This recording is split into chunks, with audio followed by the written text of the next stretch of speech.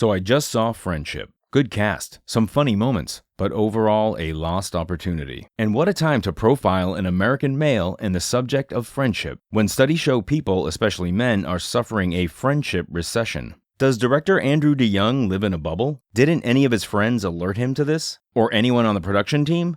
I mean, this is a topic that surfaces in the media with the regularity of climate change, wealth inequality, immigration, and articles asking why doesn't everybody love the WNBA.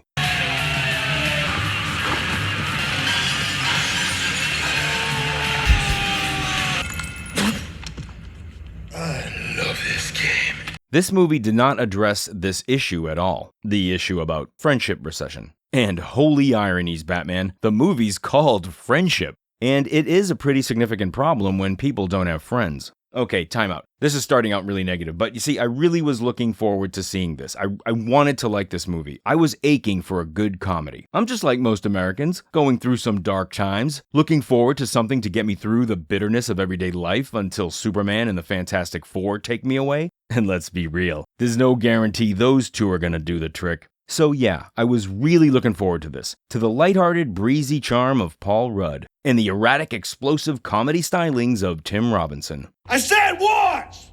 You can't talk! Chunky, the mouth on the... Don't come over by me! So now you gotta burn. Hey, hold that door! Hold that door! I think I'm ready to hold the baby now. And it's got Rick Worthy from Battlestar Galactica. And this guy likes to yell. Take a shower? You take a shower and sit the... Yes! Shut up! You shut the f*** up! 3 problems: tone, characters, and friendship, which it ain't really about. 1.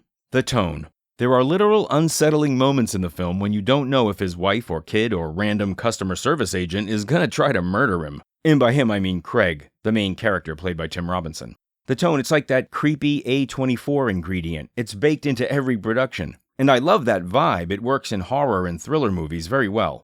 But it doesn't work here. The film is punctuated with some funny moments, but then the mood takes over the dial and tunes you back into the unsettling creep fest. And this is definitely influenced by 2. The characters. The trailer makes it seem like Tim Robinson's character Craig is just your average Joe, or your average Craig. Then meets this charming, funny, interesting, cool guy, Austin, played by Paul Rudd. And nothing feels better than when the cool guy thinks that you're cool.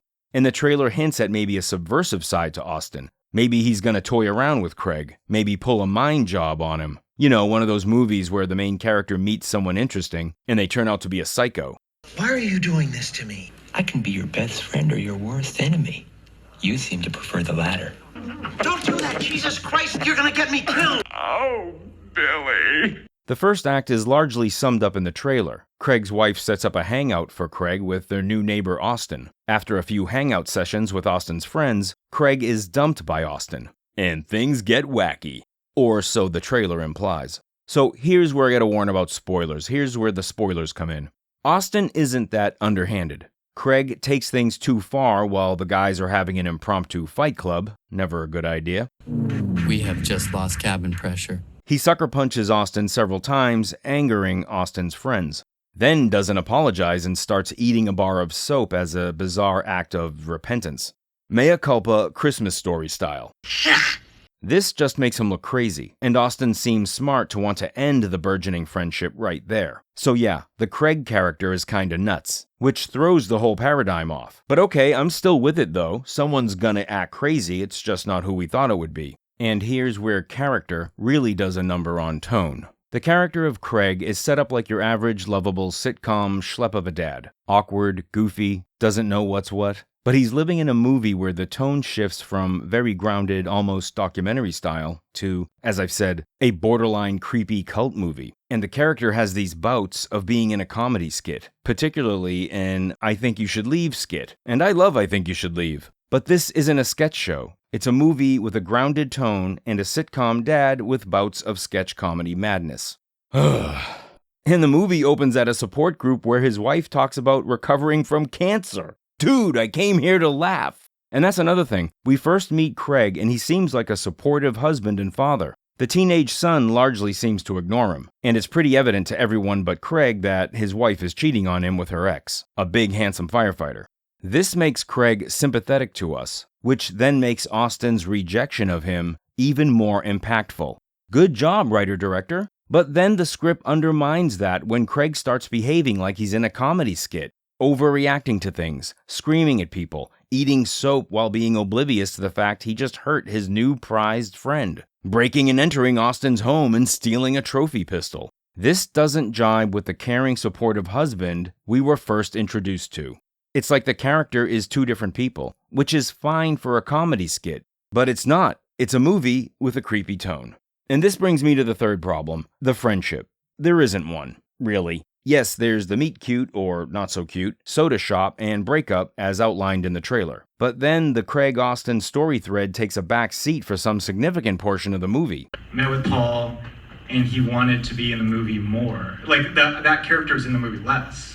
And basically he went away the whole second act. While Craig tries to salvage his marriage, help his wife with her floral business, get the home life back on track even as it implodes. He takes her on a little adventure in the sewer that leads into City Hall. It's the same little trip that Austin took Craig on earlier in the film, but of course, where Austin's trip succeeded as a risky bonding moment, Craig's backfires. He loses Tammy in the sewer system and has to get the police to come and find her. She ends up missing for a portion of the movie. She's found and then leaves Craig finally to be with her ex. And of course, as the film reaches its conclusion and things actually seem to start going Craig's way, it's his son's birthday and the festivities were going well and he bought a van to help with the wife's business. She even seems to be warming to him. And what does he do?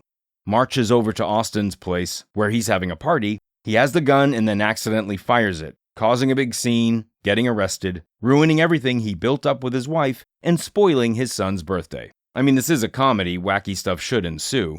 I don't want to make it sound like a totally unfun experience. Friendship has its moments. Paul Rudd is fun, but he's not in the film that much, or as much as you would expect if the prime relationship thread was between his character and Robinson's. And Tim Robinson is funny. There are several funny moments, but also a lot of cringe ones, and some people like that. But then when he's acting like he's in a sketch, but everyone else is acting like regular people, it just seemed sad. Funny in a sketch, sad in a movie where you're watching a rejected man torpedo his own life. At times, the tone made me feel like I was watching Craig Zobel's 2012 film, Compliance. That's a good movie, where a detective calls up a fast food restaurant to investigate an alleged crime and orders around the staff to hold each other in custody and interrogate each other. But someone ain't who they claim to be. It's based on a true story. That's a film where the creepy tone is appropriate. Check that one out. This indie film also reminded me of another unsuccessful indie movie, Big Fan, with Patton Oswalt, which examined the relationship sports fans have with their heroes, and how worshipping them is maybe misplaced since they do not care about you.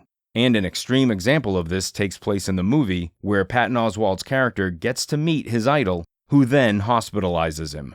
But instead of examining a character who's had his world upended, it degenerates into a showdown with a rival sports fan personality played by Michael Rapaport. I really wanted to like that movie too.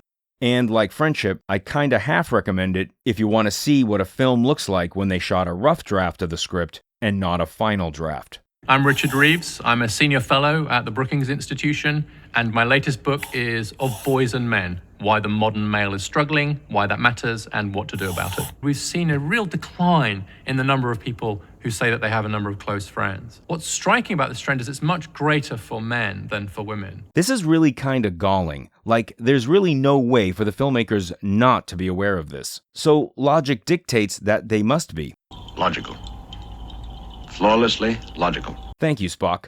And while making a movie related to this theme, do they just think that it's a joke that this is happening in society? Like, good riddance to the losers? Of course, what do I expect? The tagline for Friendship is, men shouldn't have friends, which is oddly inert from a comedy standpoint. And also, are the producers looking at the social problem of male friendship deficit and thinking, we need more of it? Not to get too political, but this does echo a kind of woke intimation that all men are bad. And therefore we need to keep them isolated. 'Cause when they get together, It was murder.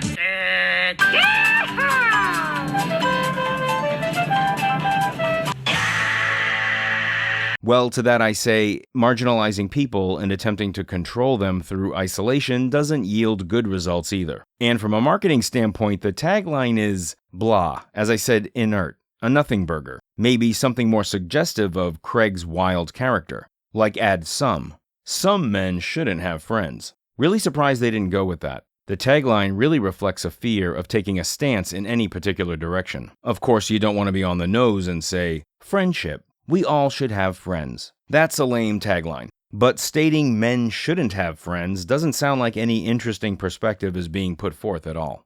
Oh no, you guys will like this one a little better. Many men don't have friends.